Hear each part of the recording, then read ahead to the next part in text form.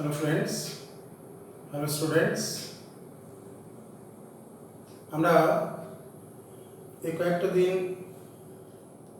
বেশ কিছুদিন ধরে করোনা ভাইরাসের যে আক্রমণ চলছে তার থেকে আমরা রেহাই পাচ্ছি না, যার জন্য আমাদেরকে বাড়িতে বন্দি হয়ে থাকতে হচ্ছে বা বাইরে গেলেও খুব ক্ষুদ্র সময়ের মধ্যে আমাদের প্রয়োজনীয় কাজটি সেরে বাড়িতে ফিরে আসতে হচ্ছে। আমরা যারা শিক্ষক এবং ছাত্রছাত্রীরা রয়েছি তাদের পড়াশোনার যেভাবে স্মুথলি চলার কথা সেভাবে হচ্ছে না। এই কয়েকটা দিন আমি আমাদের যে ছাত্রছাত্রী বন্ধুদের জন্য বেশ কয়েকটি লাইভ ক্লাস করেছি, কয়েকটি ক্লাস রেকর্ডিং করে ইউটিউবে ছাড়া হয়েছে। এমনি বাড়ির মধ্যে পড়াশোনা করছি বিভিন্ন বিষয় নিয়ে। আমি সৌভাগ্যবাসী কাঞ্চনপুর হাই স্কুলের শিক্ষক, বাঁকুড়া জেলা, ব্লক 2, ওয়েস্ট বেঙ্গল। এখন আমার যে ছাত্রছাত্রী বন্ধুদের উদ্দেশ্যে আমি একটি ছোট্ট বিষয় আলোচনা করতে চাই। বিষয়টি ছোট্ট হলেও বিষয়টির গুরুত্ব কিন্তু খুব বেশি, অনেক বেশি। যে বিষয়টা হয়তো ছাত্রছাত্রীদের, আমাদের মাধ্যমিক স্তরের ছাত্রছাত্রীদের ক্ষেত্রে বোঝা খুবই জটিল বলে মনে হয়, তবুও আমি আমার মতো করে মাধ্যমিক স্তরে বা উচ্চ মাধ্যমিক স্তরে ছাত্রছাত্রীদের জন্য কিভাবে আমরা আপেক্ষিকতাবাদ তত্ত্বের বিষয়গুলোকে আলোচনা করতে পারি সেই চেষ্টাটা আমি করছি।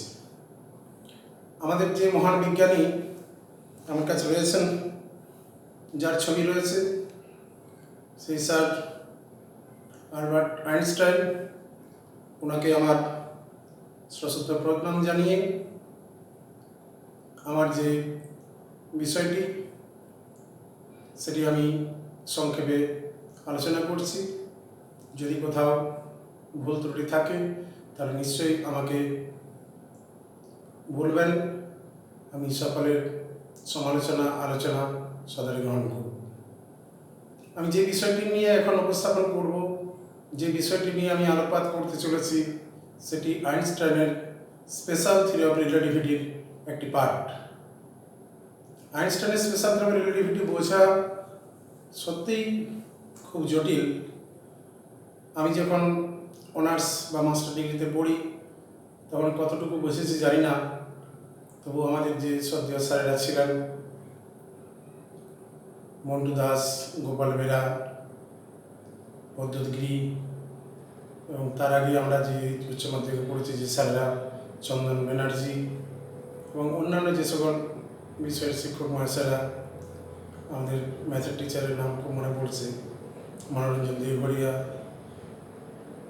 তারপরে আমাদের সাধুবাবু, হররামবাবু, এরকম প্রচুর শিক্ষকের সংস্পর্শে আমরা এসেছি, যাদের কাছ থেকে আমরা ক্ষুদ্র ক্ষুদ্র যে জ্ঞান ওনাদের কাছ থেকে সংগ্রহ করেছি তারই কিছু ফল। তো আমি যে বিষয়টা নিয়ে আলোচনা করছি আমি সেই জায়গায় চলে যাই। আজ আমার মূল আলোচনার বিষয় হলো আইনস্টাইনের স্পেশাল থিওরি অফ রিলেটিভিটির একটি ছোট্ট পার্ট, যেটি হলো লেন্থ কন্ট্রাকশন। আপনারা পড়ে দেখুন, এখানে আমি একটু হেডিং লিখেছি, যেটা হলো লেন্থ কন্ট্রাকশন। লেন্থ কন্ট্রাকশন বিষয়টি কি জানতে গেলে প্রথমে লেন্থ বিষয়টি কি এটা তো আগে জেনে নিতে হবে। লেন্থ বলতে আমরা কি বুঝি, লেন্থ কি দিয়ে মাপা হয় সেটাও আমাদের জেনে নেওয়া উচিত। আমার হাতে যে একটি ছোট্ট জিনিস রয়েছে এটি আশা করি সকলেরই জানা। এটি দিয়ে আমরা দুটি বিন্দুর মধ্যে যে ব্যবধান সেটা পরিমাপ করে থাকি। এই দুটি বিন্দুর মধ্যে যে ব্যবধান এটাকে লেন্থ বা দৈর্ঘ্য বলে থাকি। এটি হলো স্কেল। এই স্কেলের সাহায্যে আমরা দৈর্ঘ্য পরিমাপ করি। আমাদের যে বাস্তব জগৎ, আমরা যে জগতে বাস করি, সেইখানে আমাদের যে দৈর্ঘ্য পরিমাপ করি সেই দৈর্ঘ্য পরিমাপের ক্ষেত্রে আমাদের যে দৈর্ঘ্য সেটা যা দেখি, আমি যা মাপবো অন্য একজনও তাই মাপবে। স্থির অবস্থায় থাকলে আমি এই দৈর্ঘ্যটাকে, এই যে আমার এখানে যে স্কেল রয়েছে 0 থেকে 30 সেন্টিমিটার অবধি যে দৈর্ঘ্য রয়েছে প্রায় 12 ইঞ্চি, এটাকে আমি ছোট বড় করতে পারবো না। আমার কাছ থেকে অন্য কেউ নিয়ে যদি দেখে এটাই পাবে। অর্থাৎ একটা নির্দিষ্ট দুটো বিন্দুর মধ্যে দূরত্বটা স্থির। আমি যদি স্থির থাকি তাহলে এটা আমার কাছে স্থির বলে মনে হবে। আমি যদি অন্য কাউকে দিয়ে মাপতে গিয়ে হয়তো পরিমাপের ত্রুটি আসতে পারে সামান্য, সেটা আলাদা কথা। পরিমাপ তো প্রত্যেক সময় ত্রুটি আসে, তাতে ছোট বড় হতে পারে। কিন্তু যদি আমি পরিমাপের ত্রুটিকে অগ্রাহ্য করি তাহলে কি ছোট বড় হতে পারে? এটাই হলো আলোচনার বিষয়। আমি আমার এই যে দৈর্ঘ্যটা দেখছি, যা এটা স্থির অবস্থায় যা দৈর্ঘ্য আছে, এটা যদি গতিশীল অবস্থায় থাকে, স্থির অবস্থায় যা দৈর্ঘ্য গতিশীল অবস্থায় যখন থাকবে, এটার দৈর্ঘ্য কি সেটাই থাকবে, না দৈর্ঘ্য কিছুটা ছোট হবে, না কিছুটা দৈর্ঘ্য বেড়ে যাবে? এটাই হলো লেন্থ কন্ট্রাকশনের আলোচনার বিষয়। আমার কাছে যে স্ট্রিকটি রয়েছে, এই স্ট্রিকটি একটা নির্দিষ্ট দৈর্ঘ্য আছে। এই যে নির্দিষ্ট দৈর্ঘ্য রয়েছে, এই নির্দিষ্ট দৈর্ঘ্যের স্ট্রিকটি, এটাকে আমি যদি স্কেল দিয়ে মাপি তাহলে আমার এই স্কেল দিয়ে কত দৈর্ঘ্য রয়েছে আমি নিশ্চয়ই এটিকে পরিমাপ করে নিতে পারবো। এখন এইটির দৈর্ঘ্য কখনো কখনো এমনও হতে পারে, এই দৈর্ঘ্যটি কখনো কখনো এমন হতে পারে যে হয়তো এটাকে সংকুচিত প্রসারিত করে গেল, তাহলে লেন্থটা কন্ট্রাক্ট করে গেল, আবার এটা প্রসারিত হয়ে গেল। আমি দাঁড়িয়ে আছি, দেখছি এক রকমের দৈর্ঘ্য ছোট হয়ে গেল আর এক রকম দৈর্ঘ্য। এটা সংকোচন প্রসারণ, এটা লেন্থ কন্ট্রাকশনের বিষয় নয়। এর ভিতরে স্প্রিং সিস্টেম, ফোল্ডিং সিস্টেম আছে। ফোল্ডিং, এই ফোল্ডিংয়ের মধ্যে একটা খাঁজের মধ্যে আর একটা খাঁজ ঢুকে যাচ্ছে এবং সেখানে কিছুটা কন্ট্রাক্ট করছে। এই ধরনের লেন্থ একটা কন্ট্রাকশন হয়, কিন্তু আইনস্টাইনের যে লেন্থ কন্ট্রাকশন সেটা কিন্তু এই ধরনের লেন্থ কন্ট্রাকশন বা যে এক্সপানশন, স্প্রিংয়ের মতো যে লেন্থ কন্ট্রাকশন বা এক্সপানশন, এর কথা বলা হচ্ছে না। আমার যে মূল আলোচনার বিষয়, আমি গতকাল আমার ছেলে এবং তার কয়েকজন বন্ধু, 10ম শ্রেণীর ছাত্র, তারা এসেছিল আমার কাছে যে ইলেকট্রোম্যাগনেটিজম এবং ইলেকট্রোস্ট্যাটিক্স সম্পর্কে কিছু কনসেপ্ট স্যার আলোচনা করব। তো সেই উদ্দেশ্যে আমি আলোচনাটা শুরু করি এবং সেইখান থেকেই আমার এই আবিষ্কারও বলতে পারেন। জানি না আমি সেটা নতুন কিনা, অলরেডি এই অ্যাপ্রোচে অন্য কেউ হয়তো এই ডেরিভেশন করেও থাকতে পারেন, কিন্তু আমি আমার নতুন করে, আমার কাছে নতুন করে, আমার নতুন চিন্তা ভাবনা দিয়ে আমি আমার মতো করে একটা নতুন ডেরিভেশন করেছি। দেখুন কতটা কি ভালো লাগে, কতটা কি ঠিক আছে জানি না, সেটা আপনাদের বিবেচ্য বিষয়, সেটা আপনাদের আলোচনা সমালোচনার বিষয়। আমি চলে আসি মূল বিষয়ে। লেন্থ কন্ট্রাকশনের যে জায়গাটা আমরা জানি, এটা একটা আইনস্টাইনের ফেমাস ফর্মুলা, যে স্থির অবস্থায় যদি কোনো বস্তু, স্থির অবস্থাতে যদি কোনো একটা জায়গার দৈর্ঘ্য, একটা নির্দিষ্ট দৈর্ঘ্য যদি স্থির অবস্থায় যদি দৈর্ঘ্য এরকমের হয়, সেটা উইল নট, তাহলে এটা যখন গতিশীল অবস্থায় থাকবে তখন এই দৈর্ঘ্যটা পাল্টে যাবে। কি, এটা স্থির অবস্থায় এই দুটো বিন্দুর মধ্যে যা দূরত্ব, এটা যখন এদিকে গতিশীল অবস্থায় থাকবে তখন এই যে দৈর্ঘ্যটা, এই দৈর্ঘ্যটা কিন্তু ছোট হয়ে যেতে পারে। এখন এটা আমি সংকুচিত করে করছি, কিন্তু সত্যি সত্যি এই ধরনের কিছু না ঘটলেও এই যা দৈর্ঘ্য, এই দৈর্ঘ্যটা স্থির অবস্থায় যা দেখবো, একজন গতিশীল অবস্থায় একে যদি গতিশীল দেখে বা আমি যদি গতিশীল অবস্থায় থাকি, আমার সাপেক্ষে যদি এর কোনো একটা আপেক্ষিক বেগ থাকে, অর্থাৎ whenever there is a relative velocity between the object and the observer, then length of the body may change. এই যে লেন্থটি, এই লেন্থটি স্থির অবস্থায় যা আছে, যদি এটিকে গতিশীল করে দেওয়া হয় তাহলে দৈর্ঘ্য পাল্টে যেতে পারে। কি, এই যে দৈর্ঘ্য পাল্টাবে, কতটা পাল্টাবে? স্থির অবস্থায় যা দৈর্ঘ্য, গতিশীল অবস্থায় দৈর্ঘ্যটা তার থেকে ছোট হতে পারে। এটাই হলো আমার আলোচনার বিষয়। কিভাবে হবে? আমি বলছি না যে এইভাবে সংকোচন প্রসারণ হবে, এর মধ্যে ফোল্ডিং সিস্টেম আছে, স্প্রিং সিস্টেম আছে, সেটা আলাদা কথা। কিন্তু যদি একটা রিজিড রড হয়, যেটা আমি স্কেলটাকেই যদি বলি, এটাকে ছোট বড় করার কোনো উপায় নেই, কিন্তু স্থির অবস্থায় যা থাকবে গতিশীল অবস্থায় এর দৈর্ঘ্য আরেক রকমের হতে পারে। কিভাবে হবে সেটা আমি আলোচনায় আসি।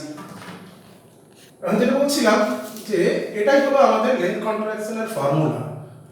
রেস্ট যখন বডিটা, তখন তার যা লেন্থ, এটা যদি স্থির অবস্থায় থাকে তাহলে এর যে লেন্থ সেটা যদি এল নট হয়, তাহলে মুভিং স্টেটে যখন থাকবে তখন এর লেন্থ যদি এল হয়, তাহলে এর স্থির অবস্থায় যে দৈর্ঘ্য এল নট আর গতিশীল অবস্থায় যে দৈর্ঘ্য ভি বেগে গতিশীল অবস্থায়, তখন দৈর্ঘ্যটা পাল্টাবে, সেটা শূন্য মাধ্যমে আনবে। কি নিয়মে পাল্টাবে না, এল সমান L not root over of 1 minus v square by c square whole root of. Here v is the velocity of the body with respect to the observer, and c the speed of light or velocity of light in free space, and l naught is the length of the rod with respect to a rest observer or rest frame, and l is the length of this rod with respect to a moving observer. Now let's come to the point. আমি এই পুরো ব্যাপারটাকে আলোচনার উদ্দেশ্যে আমি পুরো ব্যাপারটাকে কয়েকটি স্টেপে ভাগ করে নিয়েছি। এখন আমি বলবো এইটুকু জায়গাকে আমরা একটু ফোকাস করি। আমার মেন এইটুকু জায়গাকে নিয়ে আমি এখন আগে আলোচনা করি, এইটুকুকে একটু ফোকাস করি। যে জায়গাটা আমি স্টেপ 1 বলেছি, আমি যে জায়গাটা বলছিলাম, আমরা এইটুকু জায়গাকে যদি আলাদা করে একটু আলোচনাটা করে নিই, এইটুকু জায়গার মধ্যে আলোচনাটাকে আমরা সীমাবদ্ধ রাখি, তারপরে আমি পরে স্টেপ 2 স্টেপ 3 এভাবে যাব। আমি স্টেপ 1 এ যেটা বলতে চাইছি যে force between two rest point charges, that mean Coulomb force acting between 2 point charges when they are at rest. Let q1 and q2 are 2 point charges separated by distance l0 in air or free space, and 2 point charges are rest with respect to an observer who is also at rest in this frame. Such type of frame is called inertial frame. The frame which is at rest or moving with uniform velocity is called inertial frame. Here this frame is at rest, so velocity 0, therefore acceleration of course 0. Now the force, electrostatic force acting between 2 point charges q1 and q2 with respect to this observer or this observer, first observer, is equal to interacting force. Two forces equal and opposite, and magnitude of this electrostatic force is q e naught FeO. FE not mean electrostatic force in free space. Electrostatic force in free space. Okay. Now electrostatic force between 2 point charges is equal to q1 q2 divided by 4 pi epsilon naught L square, but L is not is the distance between 2 point charges. So this is the Coulomb force. We already know this force. This is called Coulomb force. This is called Coulomb force. Coulomb force acting between 2 point charges. There is basic property of charges. Rest charge produce electric field, but moving charge produce magnetic field while it moves with constant velocity. An accelerated charge particle, that means and velocity of the charge particle increase or decrease or direction of velocity changes. When charge particle had acceleration, then it radiate electromagnetic wave also. So rest charge particle produce only electric field.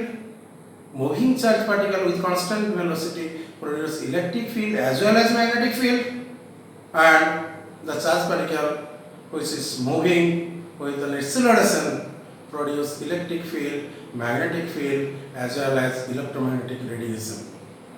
Another point আমাদেরকে এখানে মনে রাখতে হবে, we have to remember that magnitude of charge is invariant with respect to all inertial frame of reference. That means magnitude of charge is independent of the frame of reference. Magnitude of charge is independent of frame of reference, means 2 Coulomb charge rest from a